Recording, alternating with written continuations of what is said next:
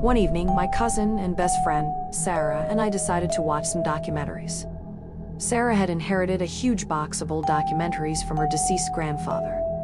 We started rummaging through the box, but couldn't find anything we wanted to watch.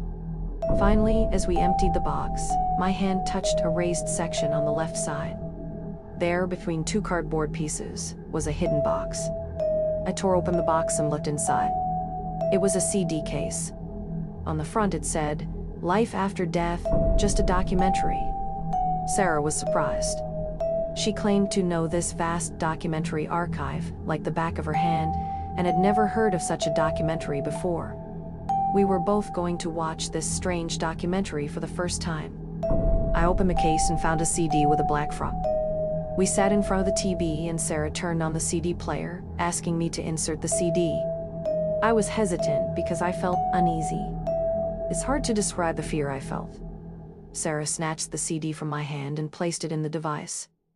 "You're not scared of this silly thing, are you?" she said. She was brave, but I knew that too much courage wasn't always a good thing.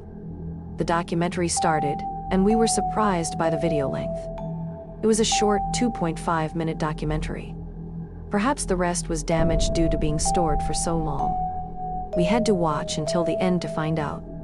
Sarah pressed play, and the documentary began. As I expected, it was a horrifying and terrifying documentary.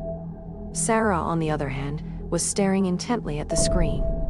At that moment, photos of graves and corpses flashed across the screen. My heart was about to jump out of my chest, and I started to get scared.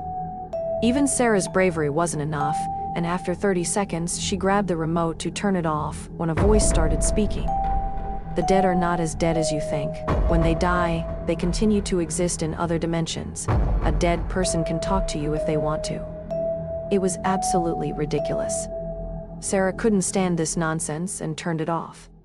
"Al is a disgusting documentary," she said, and then told me she was going to the bathroom. When Sarah went to the bathroom, I was alone in the room. I looked at the clock, and it was 9:20 p.m. Minutes passed quickly, but Sarah didn't come back from the bathroom. I got worried and went after her. When I entered the bathroom, Sarah was lying on the floor. There were no wounds or blood. I was shocked. Fearfully, I touched Sarah. She was as cold as ice.